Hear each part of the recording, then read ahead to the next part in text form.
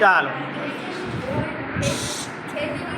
બંગાળમાં થતી દીવાની સત્તામાં ઈસ્ટ ઇન્ડિયા કંપનીએ મુખ્ય ઉદ્દેશ હતો કે યુરોપમાં માંગ હોય તેવી વસ્તુને ભારતમાંથી પ્રાપ્ત કરવાનો.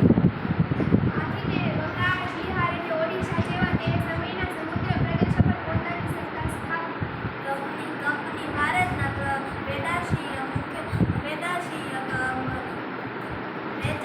વેચાણને ઉપચારને વેચાણ પદ્ધતિઓને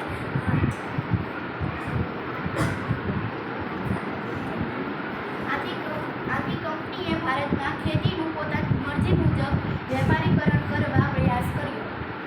આ પાકોમાં મુખ્યત્વે ગરી, કપાસ, સાદુ રેશમ, અફીર અને મરીનો સમાવેશ થતો હતો. આ પેદાશો કંપની સમાવેશ